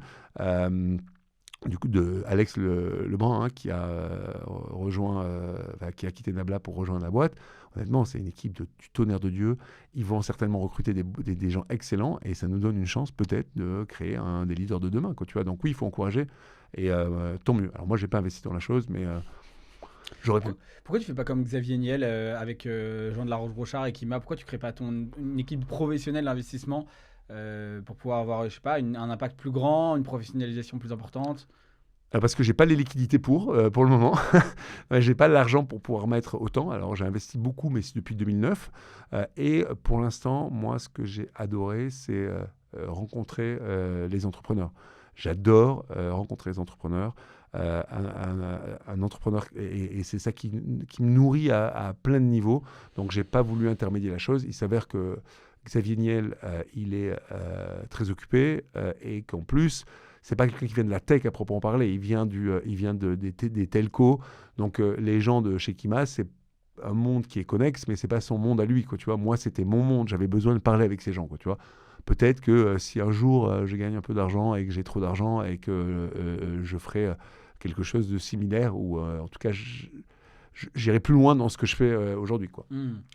Pour revenir sur la question, tu vois, de l'IA et de tous ces SaaS là qui lèvent, enfin SaaS IA en fait, ou de projets IA qui lèvent des millions parfois sur des valorisations un peu délirantes, alors que même qu'on a eu une crise dans l'écosystème pendant 3 ans où on est reparti sur la fameuse rule of 40, donc il faut que la croissance du chiffre d'affaires plus l'EBITDA, pourcentage d'EBITDA égale au moins à 40, sinon les boîtes ne font pas de M&A, ne font pas de levée de fonds, etc. Donc il y a vraiment le mot rentabilité est revenu à la mode, hein, c'était ce qu'avait dit Marc Fiorentino dans je sais plus quel, en 2023, un truc comme ça, tu vois. Ouais, ça fait longtemps. Donc, ça fait 2 ans. Donc on a vraiment un écosystème qui est en train de repartir sur il faut créer de la valeur, il faut créer de la rentabilité des boîtes saines.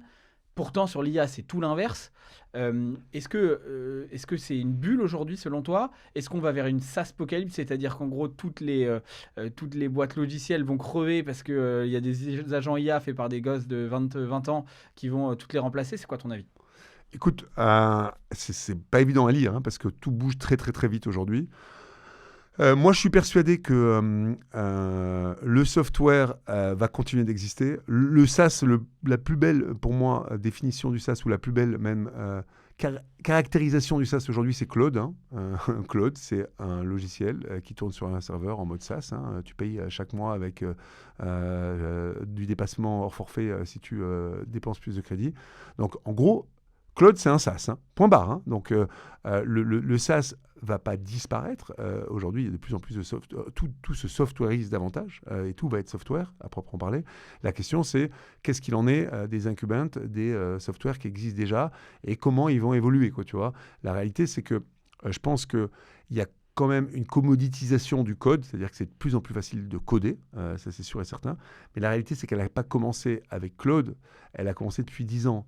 Et depuis très longtemps, on dit aux gens, et c'est pas juste le produit qui compte, il suffit pas d'avoir 2 ingénieurs dans une cave qui font un produit pour le faire réussir. Ça fait longtemps qu'on nous dit ça quand même. Et j'ai l'impression qu'on réalise aujourd'hui, on a l'impression aujourd'hui qu'un software, c'est que du code. Pour moi, dire qu'un software, ce n'est que des lignes de code, c'est exactement comme dire qu'un hôtel, ce n'est qu'un amas de briques, tu vois. C'est pas vrai, quoi, tu vois. Un software, c'est une marque, c'est une distribution, c'est toute une équipe, c'est une vision, c'est un support. Et honnêtement, ça va être très compliqué. C'est très simple aujourd'hui avec un logiciel de refaire du code et de refaire un logiciel. C'est aussi dur qu'avant, je trouve, de faire en sorte de le faire prospérer, de le faire grandir et de le faire évoluer, quoi, tu vois. Donc, pour moi, il y aura une commoditisation du software à terme. C'est-à-dire qu'à terme, ça coûtera beaucoup moins cher de créer du software. Et comme c'était ça qui coûtait aussi cher depuis certains temps, les multiples qu'on connaît aujourd'hui seront certainement pas les mêmes que ceux des 20 dernières années dans les prochaines années. Mais ça va prendre du temps et le software va garder une valeur certainement plus proche des business classiques, quoi, tu vois. Il va falloir trouver maintenant la catégorie dans laquelle les économiques sont ultra intéressantes. Moi, je crois, par exemple, aux agences augmentées. C'est-à-dire que je pense que le métier d'agence, on l'a dénigré, en tout cas, pas aucun investisseur n'a voulu investir dans une agence dans les 20 dernières années. Pourquoi? Parce que ce n'était pas scalable, puisque c'était beaucoup d'humains, et que les économiques, ce n'étaient pas les bonnes, parce que les marges brutes étaient faibles.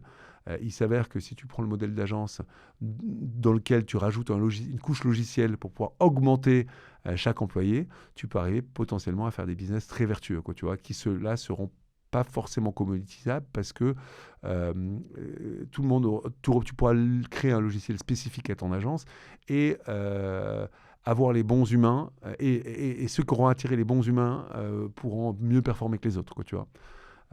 Voilà, donc je pense que on a exagéré un petit peu. Il y a une bulle dans l'AI, hein. Tu as parlé de différents sujets, mais il y a une bulle dans l'AI, c'est clair et net. Hein. Comme quand il y a un nouveau changement de paradigme, lui, il est encore plus violent que d'habitude. Il y a plein de boîtes qui vont disparaître, mais c'est, je dirais, la rançon du succès. C'est-à-dire qu'on fait plein de paris. et il y a des paris qui vont être extrêmement gagnants. Les investisseurs vont faire fois 1000, fois 10 000, et dans la vaste majorité, ils vont perdre tout leur argent, quoi, tu vois. Et donc, tu crois pas au scénario, tu vois, effectivement, c'est ce que disait le patron de Nvidia, c'est que l'IA, comme tout bouleversement technologique, en fait, ça va prendre une courbe d'adoption classique qui va être une exponentielle à la fin, mais en fait, pour l'instant, c'est beaucoup de bruit et ça va pas changer nos vies tout de suite, ça va pas détruire tous les emplois tout de suite, alors qu'il y a tout un tas de Nostradamus qui te disent c'est la catastrophe. Toi, tu penses pas ça non plus, quoi. Alors, lui dit que ça va à la catastrophe ou pas? Non, lui dit que justement, ça va être une courbe d'adoption. La réalité, c'est que ça va être une courbe d'adoption progressive. Tu as parlé d'exponentielle, parce que l'exponentielle... D'accord, mais même si à la fin, c'est une exponentielle... On est encore au début, quoi. Ok. Tu vois, vraiment au début, que ça va prendre beaucoup plus de temps, quoi. Donc lui est en train de dire, en fait, quand il dit ça, vous inquiétez pas, ça va être linéaire pendant les quelques prochaines années, Voilà, qui est à peu près la forme d'une exponentielle, hein, mais qu'il va y avoir un point d'inflexion très fort à un moment, exact. parce qu'il a intérêt et il est biaisé, hein, parce que lui, il a intérêt à ce que ça se passe, quoi, tu vois, à un moment ou à un autre. Honnêtement, moi, je pense qu'il y a un changement total de paradigme qui ouvre plein d'opportunités. Et moi, en tant qu'entrepreneur, évidemment, j'ai un biais où je vois beaucoup plus les opportunités que les menaces. Je me dis que c'est l'opportunité d'arriver avec plein de nouveaux projets, software, business. Je me dis aussi que les projets existants ne sont pas morts, les projets qui existaient avant, parce qu'il y a quand même un espèce de sentiment pour ceux qui ont commencé à coder avant 2026 ou commencé à lancer un business avant 2026, qui sont de la vieille école et qui sont tous morts. La réalité, c'est que je pense que ce qui va compter très fort, ce sont les marques et les canaux de distribution, tous qu'on crée des logiciels qui sont déjà là depuis très longtemps. Donc, si les logiciels qui existent déjà prennent le bon virage et aillent, ils peuvent vraiment s'en sortir et peut-être s'en sortir mieux que les nouveaux arrivants. Ceci étant dit, moi, je te disais, un pied dans la tech et un pied dans l'hospitalité.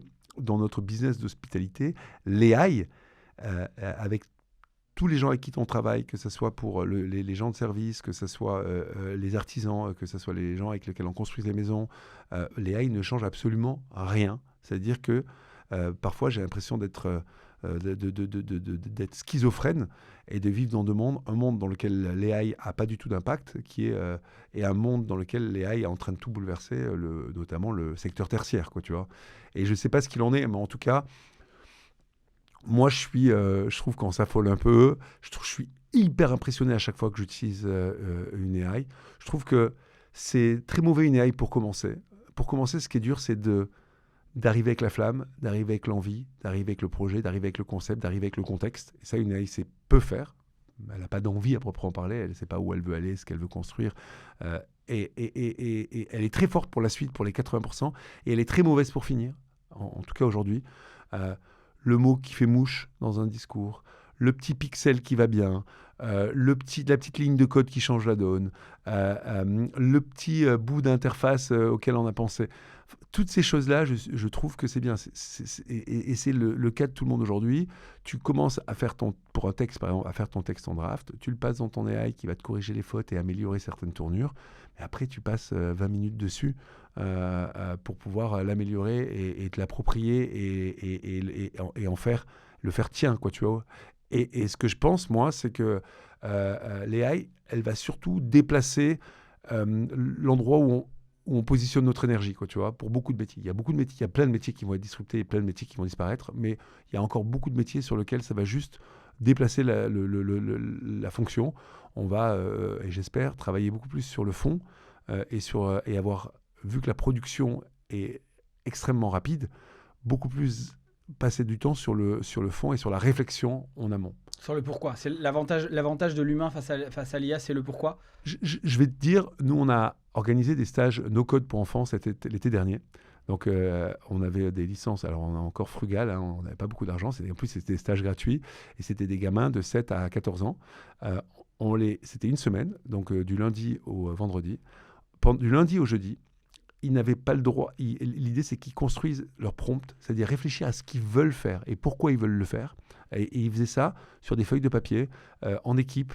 Le jeudi matin, ils avaient le droit pour la première fois de mettre leur prompt et leur idée, quand elle était bien réfléchie, dans Lovable. et ils avaient le droit, parce qu'on était en version gratuite, à 6 itérations. Du jeudi au vendredi, et le vendredi, ils faisaient la démonstration aux parents, tu vois.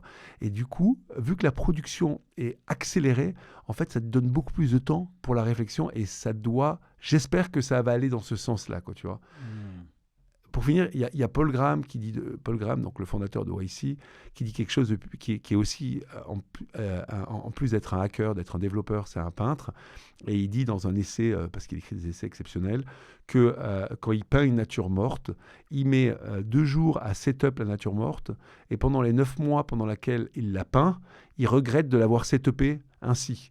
Donc, il dit qu'il faut passer s'il devait refaire, il devait passer beaucoup plus de temps à la setuper comme il le voulait et beaucoup moins de temps à la peindre à la production, quoi, tu vois. C'est la fameuse phrase aussi d'Elon Musk qui dit pour résoudre un problème, il faut passer 95% du temps à se poser la bonne question et 5% à le résoudre.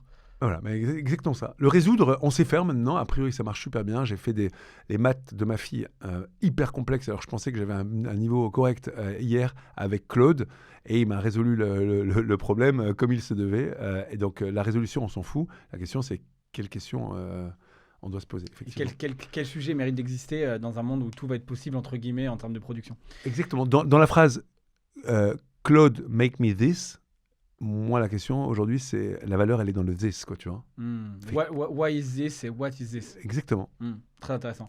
J'aimerais terminer l'épisode par quand même ton point de vue sur qu'est-ce qui fait que les boîtes meurent, qu'est-ce qui fait que les boîtes foirent, parce que tu as quand même un bench assez exceptionnel dans l'écosystème.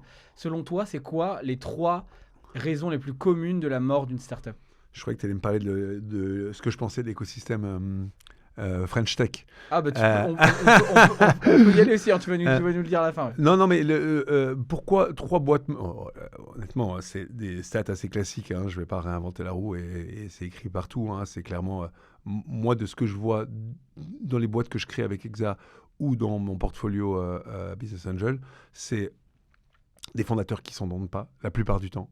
7 sur 10, je crois que c'est la raison. Hein. C'est un truc de malade. J'ai reçu un avocat 70% du temps. Ouais, mais c'est assez classique et c'est normal. Hein, et ça veut bien dire qu'une boîte, c'est avant tout une aventure humaine et un travail d'équipe. Et quand cette aventure humaine ne fonctionne pas et que l'équipe n'est pas la bonne, ça ne fonctionne pas.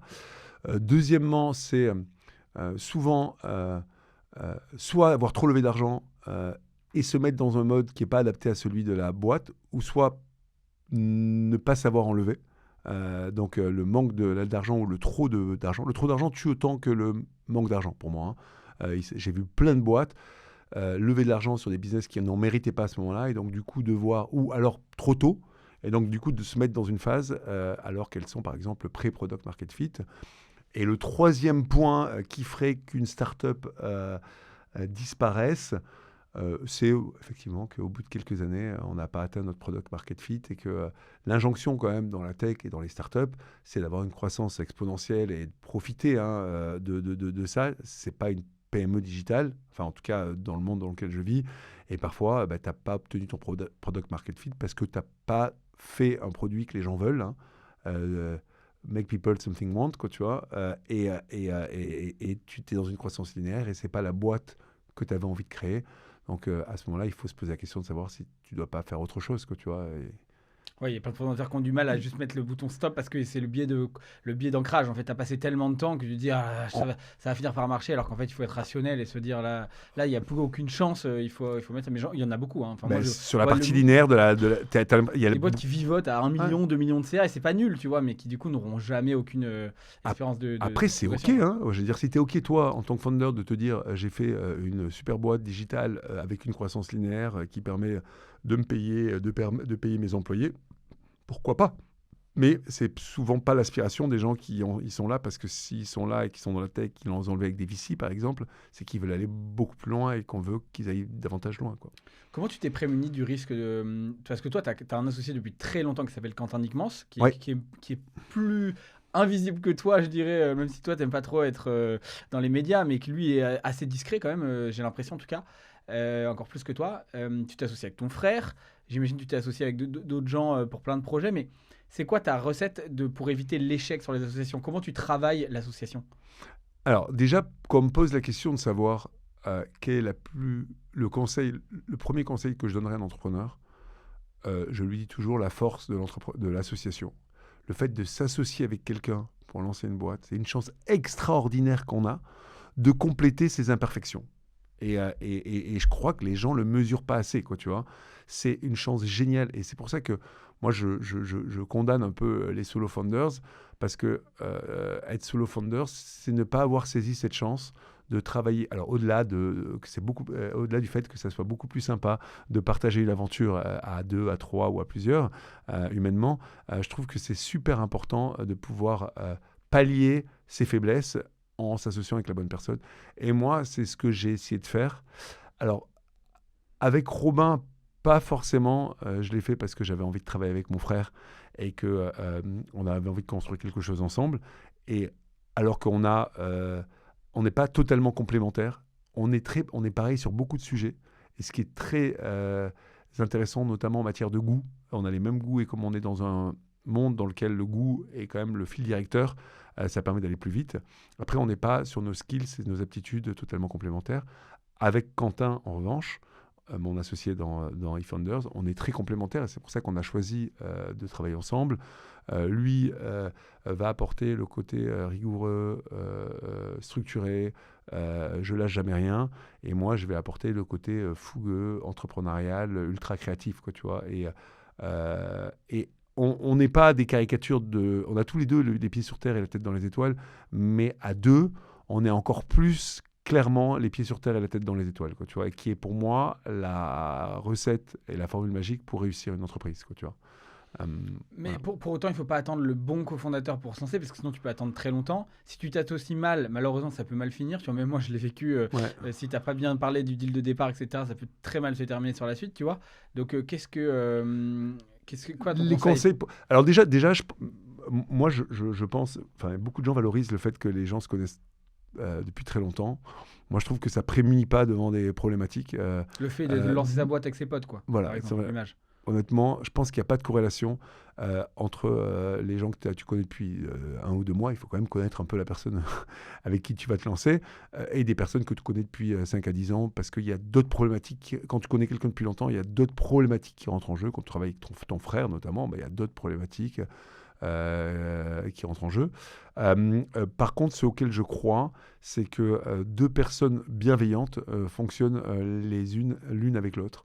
Et nous, c'est la manière dont, chez Exa, hein, on arrive avec une idée, on trouve un premier co-founder et on va essayer de trouver un cofondateur ou une cofondatrice pour compléter le couple de fondateurs, quoi, tu vois. Et du coup, on se pose souvent cette question de pourquoi ça marche et pourquoi ça marche pas. Il s'avère que ces gens ne se connaissent généralement pas, mais on a réalisé que quand tu avais deux personnes plutôt sympas et plutôt bienveillantes et que tu les mettais ensemble, ça fonctionnait souvent, quoi. Et parfois, ils devenaient pas forcément les meilleurs amis du monde, mais en tout cas, ça a fonctionné dans le sens où chacun trouvait une solution pour pas arriver au conflit, quoi. Quand tu mets des gens qui ont des caractères très prononcés ou qui sont durs ou compliqués, radicaux, ça fait des super belles boîtes aussi. Mais si la question était comment bien m'associer, ça donne moins de chances de réussir l'association en tout cas, quoi, tu vois. Je te pose une question que beaucoup d'entrepreneurs se posent, parfois même bien avancés dans leurs aventures, qui est que par moment, quand tu as monté une boîte avec un proche, il y a beaucoup malheureusement de boîtes, de relations qui s'arrêtent avec l'arrêt de la boîte, tu vois, parce que ça a été difficile. Et moi, je connais vraiment personnellement. Comment tu gères ça? Tu vois, par exemple, tu t'entreprends avec ton frère, il va pas plus proche, quoi. Comment tu fais l'arbitrage entre, parfois il y a une difficulté dans le business et ça va heurter des questions d'ego, de relations, tu vois. Comment tu gères? Est-ce que à l'extrême, tu te dirais, si je dois privilégier la boîte ou le frère, tu choisis quoi, tu vois? Écoute, je gère, je gère comme je peux. Je choisirai pas la boîte ou le frère, quoi, tu vois. Je choisirai clairement. Il faut dissocier la chose. Avec mon frère, on sera toujours proche, quoi qu'il se passe et quoi qu'il advienne, que ce soit à travers la boîte qu'on est en train de construire ou par ailleurs. Et ça, pour moi, c'est la priorité number one. Après, il faut qu'on travaille intelligemment pour se dire que si ça ne fonctionne pas ou si on n'est pas assez complémentaires, qu'on s'entoure des bonnes personnes pour pouvoir compléter l'équipe, quoi, tu vois. Mais pour moi, la relation avec mon frère prime devant tout le reste, quoi, tu vois. Alors peut-être qu'avec un ami, ça serait pas la même chose. Moi, j'ai jamais eu de relation où... alors, on a avec Exa, sur les premières années, on s'est arrêté avec tous les fondateurs, quasiment. On a changé tous les fondateurs avec lesquels on avait commencé. C'est extrêmement dur et ça a été des moments très difficiles humainement. Mais sinon, moi, personnellement, sur les boîtes que j'ai montées, pour l'instant, j'ai la chance j'ai pas eu ce genre de problématique. Euh, et, euh, mais je pense qu'il y a moyen de finir proprement les choses dans tous les cas et que c'est juste être sûr de... Et que ça peut prendre un peu de temps, c'est-à-dire dans les premiers mois, etc., il y a toujours un peu de tension, il y a toujours un peu de ressenti, etc. Il faut laisser les choses se dissiper pour pouvoir aborder les sujets quand tout le monde est un peu plus calme, quoi, tu vois. Moi, je suis un peu de cette école-là, quoi, tu vois. Ouais, donc t'es moins radical que le fameux quand il y a un doute, il n'y a pas de doute, il faut couper tout de suite dès qu'on a le moindre problème. Ou à l'inverse, effectivement, le problème, Ça, c'est je le que. ferai avec un collaborateur avec qui j'ai aucune intimité, quoi, tu vois, ou amitié. Mais si c'est pas comme ça que je fonctionnerai avec le fondateur avec lequel j'ai travaillé depuis 15 ans ou avec le frère, avec mon frère de sang, quoi, tu vois. Bien sûr, bien sûr. Donc non, il faut faire la part des choses, quoi. Hmm. C'est quoi ton avis sur l'écosystème alors? Non, mais du coup, c'est quoi la question exactement? Non. J'ai cru que tu avais une bombe à me Non, balancer. non, c'est Je toi. vais vous dire ce que Non, je non, pense c'est de toi cet qui. écosystème. J'avais l'impression que tu étais revenu sur tous les sujets dont tu avais parlé dans le. À peu près, je crois qu'on a fait le tour à peu près. On a pas mal parlé d'écosystème en Europe et de l'ambition, etc. Mais à part ton avis sur The Family, qui est la question, le serpent de mer de tous les sujets, bah ouais, Non, moi, ce que je pense, c'est que. Alors, je pense d'une part que l'innovation, la volonté d'entreprendre, elle naît d'un pouvoir ou d'un gouvernement qui met un cadre et de l'entrepreneur qui veut déplacer ce cadre, quoi, tu vois. Et je suis surpris qu'en France, notamment, et pas que, le gouvernement soit si proche des entrepreneurs. Je suis très surpris que ce soit le gouvernement qui fasse la liste du Next 40, des 40 meilleures startups, que c'est celui qui donne les gommettes et les bonnes étoiles, et que les entrepreneurs jouent le jeu en allant gentiment à l'Élysée se faire remettre leur médaille, quoi, tu vois. Honnêtement, moi, personnellement, j'ai envie d'être un peu pirate, j'ai envie de chier sur le gouvernement, j'ai envie de chier sur l'ordre établi, j'ai envie de faire bouger les lignes, quoi, tu vois. Alors, je suis complètement dans le cadre, etc. Mais je nous vois, entrepreneurs, nous, comme un peu plus pirates, quoi, tu vois. Et je n'accepte pas le fait qu'on nous mette un cadre trop gouvernemental. L'État a deux missions pour moi. Créer un cadre pour pouvoir notamment protéger nos droits fondamentaux. Et ça, je trouve que c'est très important, parce que ça doit évoluer dans ce cadre. Et je crois très fort aussi au fléchage du denier public vers l'innovation. Je pense que c'est le rôle de l'État, à travers des contrats gouvernementaux ou à travers des subventions, de potentiellement aider certaines boîtes d'une période d'autre. Financer le progrès, c'est une des raisons pour lesquelles on paie des taxes, quoi, tu vois. Donc il faut que ces taxes servent dans le bon sens. C'est tout, ça s'arrête là. Le fait d'établir la liste du Next 40, j'y crois pas du tout. Je ne crois pas du tout que la French Tech ait eu aucune utilité que ce soit. Et je pense même que ça va dans l'autre sens et qu'elle a desservi l'écosystème. On est tous, ouais, mais regarde où on en est grâce à la French Tech, etc. La vérité, c'est qu'on n'en est nulle part. On n'a pas d'écosystème. On a un écosystème qui est négligeable. On fait le malin, on fait un peu les malins. Si tu prends la France, enfin Paris, Berlin et Londres réunis, on doit être à 1% de la taille de la Silicon Valley, quoi, tu vois. Donc la réalité, c'est qu'il ne s'est rien passé. Et s'il s'est passé une chose, et moi je crois très fort aux initiatives individuelles, je pense que c'est les gens, beaucoup plus que le gouvernement, qui ont changé la donne. Il y a Xavier Niel avec Station F, qu'on le veuille ou pas, il a créé quand même quelque chose qui est en train de changer le paysage local, et qu'on le veuille ou pas, Oussama et The Family, c'est eux qui ont vraiment changé la donne début des années 2010 en créant un élan entrepreneurial tech en France. Alors aujourd'hui, c'est un personnage controversé et on va pas parler du sujet. Mais la réalité, c'est que Oussama et The Family ont fait beaucoup plus à l'écosystème tech en France que la French Tech d'une manière ou d'une autre. Où la seule image que j'ai, c'est le fameux CES de Las Vegas où on se targuait d'avoir la fourchette connectée, quoi, tu vois. Et j'ai envie, et je pense que les entrepreneurs mériteraient et rêveraient d'avoir quelque chose de plus clandestin, de plus sauvage, de plus pirate, et que ça crée un terreau beaucoup plus fertile à l'entrepreneuriat, quoi, tu vois. Et... Carlos Diaz il m'a dit à mon micro une formule que j'aime bien. Il a dit c'est à la fin de la foire qu'on peut compter les bouses et pour l'instant ça sent pas très mauvais. Ouais, exactement. Ouais, ça sent pas très bon, quoi. Ouais. Non, non, ça sent pas très mauvais. Parce qu'il y a pas beaucoup... Ah oui, En gros, une foire réussie, c'est qu'il y a eu plein de vaches et là il y a pas beaucoup de bouses, tu vois. Il y a pas beaucoup de vaches en tout cas. Il y a des espèces de pony. Lui il appelle ça les ponycornes, quoi. C'est-à-dire on a voulu faire des licornes, en réalité c'est des poneys et c'est un but total. Sur le fond, alors sur la forme, parfois, il y va un peu dur, mais sur le fond, il a raison, quoi, tu vois. La question, c'est qu'est-ce qu'on fait, nous, aujourd'hui, pour changer la donne, quoi, tu vois. C'est bien de se plaindre. Et moi, j'essaie chaque jour qui passe de me dire comment on fait. J'y crois encore. Parce que je suis un espèce d'optimiste, d'optimiste naïf. Hein. Je suis un entrepreneur très positif. Et j'ai envie de changer la donne. J'ai envie de changer la donne à Paris. J'ai envie de changer la donne en Europe et à Bruxelles. Et je te dis, je pense que ce qu'il faut, c'est qu'on crée un terreau fertile pour faire éclore les boîtes de demain. Et que ce qui est bien, c'est qu'il y a tout à faire et que rien n'est fait, donc on peut partir from scratch, quoi, tu vois, quasiment. Mais c'est ce qu'on embrasse Martin, que tu connais, Crégu de la Builders, qui est un très bon copain, qui est en train de faire, qui est complètement dans cet esprit pirate. Hein, il peut pas lever de fonds parce que c'est un modèle de service en plus sur des jeunes entrepreneurs, mais il y va et là il commence à avoir une belle traction. Très belle initiative. C'est une très belle initiative. Je sais que vous êtes associés sur certains sujets. Enfin, on a travaillé ensemble avec EXA, mais honnêtement, avec EXA à Paris, on est 15 ans après. On repart de plus belle et on a envie de changer la donne et on va le faire, on va y arriver, point barre, hein, je veux dire, il n'y a pas de sujet.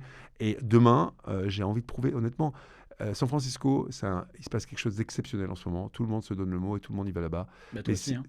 Et on a une EXA, voilà, exactement, on vient de créer une EXA House à San Francisco. Moi, je pars en mai quelques temps là-bas. Mais c'est juste que les gens se sont donné le mot en se disant que là-bas, c'était possible, quoi, tu vois. Et ce juste, il est un peu compliqué à mettre en œuvre, mais il n'est pas impossible, quoi, tu vois. Et moi, j'ai envie qu'on se donne le mot et qu'on se dise tous qu'ici, aussi en Europe, c'est possible. Et si on se met tous d'accord, si on y croit tous, ensemble, ça va faire une prophétie autorégulatrice et ça va se passer, quoi, tu vois. Il ne nous manque pas grand-chose. Moi, je ne pense pas qu'il nous manque de capitaux. Je pense qu'il nous manque juste, les capitaux, on peut les trouver à droite à gauche. Et il manque de bonnes startups. Et pour avoir des bonnes startups, il faut qu'on garde des entrepreneurs, les bons entrepreneurs, en leur disant qu'ici, ça peut aussi fonctionner, quoi, tu vois. Qui commence là-bas ou ailleurs, d'ailleurs, hein. Donc un jeune qui a 25 ans aujourd'hui, qui se dit voilà, moi vaut mieux que je me barre à Dubaï ou à San Francisco ou pour lancer la boîte, tu leur dis non, reste à Paris ou reste à Bruxelles, tu vas réussir ? Non, je dirais pas ça à un entrepreneur aujourd'hui. Je dirais va là où sont tes clients. Si ses clients est dans les high, s'il travaille dans les high, ses clients sont des scale-up tech, il faut qu'il aille à San Francisco. Si il lance une boîte dans la fintech et qu'il veut s'appuyer sur l'harmonisation européenne, parce que moi je pense qu'on est en train en Europe, on dit l'Europe régule, les États-Unis innovent. Moi, je trouve que la régulation qu'on met en Europe, elle participe notamment à l'harmonisation de l'Europe, qui est la création d'une stack moderne dans lequel on va pouvoir lancer des business de dingue et pouvoir avoir accès au marché captif énorme qui est le marché européen. Quand tu vois, aux États-Unis, la manière dont ils sont fédérés est une manière féodale et artisanale. Et un jour, ils vont le payer, quoi, tu vois. C'est super compliqué de lancer une banque aux États-Unis. C'est super compliqué d'homologuer une voiture. On ne se rend pas compte dans les 50 dernières années qu'une énorme partie des régulations qui ont été faites en Europe sont là pour harmoniser et pour rendre plus facile le lancement de boîtes européennes. Par exemple, Revolut, on a un très bon exemple. À partir du moment où on a harmonisé la partie financière en Europe, on a pu lancer des boîtes comme Revolut qui ont pu se licencier dans un pays et se distribuer dans tous les autres, quoi, tu vois. Et moi, je pense que l'avenir de l'Europe, il est là-dedans. Je pense que c'est un point de vue très rare aujourd'hui, parce qu'on est dans l'Europe bashing, le French bashing, notamment sur la partie régulation. Les États-Unis innovent pendant que les Français rajoutent des lois. C'est un peu l'exemple qu'on a, tu vois. C'est intéressant ton point de vue, c'est rare en tout cas. Alors, il faut réformer l'Europe, hein. Honnêtement, il y a beaucoup trop de bureaucratie. Quand tu parles, moi j'ai eu l'occasion de parler avec des parlementaires européens, tu comprends rien à ce dont ils parlent, quoi, tu vois. Donc, ils sont loin de là où ça se passe. Par contre, l'Europe, le fait que, pour moi, la moitié des lois, elles sont faites pour protéger nos droits fondamentaux. À quoi bon innover si c'est pas à la fin pour protéger nos droits fondamentaux, quoi, tu vois. Donc l'innovation, pour innover, moi, j'y crois pas une seconde. Donc ça, c'est une partie des lois. Et une autre partie des lois sont faites pour harmoniser et pour créer justement ce terreau fertile pour qu'on puisse, au-delà des langues qui ont été le problème, qui est le problème majeur, pouvoir créer des business en touchant les 450 millions d'Européens très facilement, tu vois. Aux États-Unis, de loin, ils ont la même langue, la même monnaie. On a l'impression que c'est un pays très fédéré. La réalité, quand tu rentres dans le détail, c'est extrêmement dur de lancer des logiciels dans certaines catégories qui sont fédéraux, quoi, tu vois, c'est-à-dire directement sur tous les États-Unis, quoi. J'aurais envie de continuer des heures cette conversation, Thibaut, mais il va falloir que je te libère. 2 dernières questions rapides. Toi qui adores, toi qui as un peu le FOMO parce que tu lances tout le temps des projets, c'est quoi ton plus gros regret? Alors ça peut être pro comme perso, hein. La boîte que j'aurais aimé créer, écoute, moi je m'intéresse pas mal au spatial. J'ai lancé une boîte qui s'appelle Gamma dans les voiles solaires. Et le projet qui m'excite le plus aujourd'hui, c'est le projet Starlink qui a été lancé par Elon Musk. Les grosses fusées, ça m'intéresse moins. La voiture électrique, ça m'a intéressé et ça m'intéresse toujours. Et j'ai eu un gros échec là-dessus. Mais le projet Starlink de pouvoir permettre aux gens de communiquer à travers l'espace sans avoir besoin d'infrastructures terrestres m'excite énormément. Et j'en ai parlé parce que ça m'a appelé. J'ai lancé un projet dans les microcars, dans les petites voitures électriques. C'était le gros échec de ma vie, hein. J'ai mis 4 ans sur ce projet et finalement, je vais bientôt liquider la boîte. Et ça, c'est le gros échec, alors que j'y crois plus que tout, que demain, la mobilité sera avec des toutes petites voitures bien plus petites que nos chars à gasoil ou nos chars électriques d'aujourd'hui, quoi. Et qu'est-ce qui n'a pas fonctionné? Écoute, plein de choses, on pourra en parler encore pendant 1 heure et D'accord, demie, ok. mais pas la bonne équipe au départ, et certainement pas de capacité à lever de l'argent sur ce type de projet industriel et automobile, en tout cas pas avec les gens que j'ai contactés. Dernière question, pour qui tu as le plus de gratitude à ce stade de ta vie? Ah, c'est une très très bonne question. Écoute, je suis très reconnaissant envers ma femme aujourd'hui, qui me supporte au jour le jour, alors que je fais partie du coup de ces obsédés qui ne mettent pas de limite entre une vie personnelle et une vie professionnelle, et il faut gérer les choses. Et sur le fait qu'elle joue pas tout le temps dans mon jeu, et qu'elle me ramène un peu souvent, les pieds sur terre en me faisant me poser les bonnes questions. Je pense que si elle n'était pas là, je me serais envolé très très loin dans des sphères intergalactiques, et ça aurait été pas forcément positif pour moi, quoi. Voilà, salut, alors on l'embrasse. Voilà. Merci beaucoup Thibaut pour ces partages sincères, engagés, inspirants. Merci, c'était un super bon moment. À bientôt.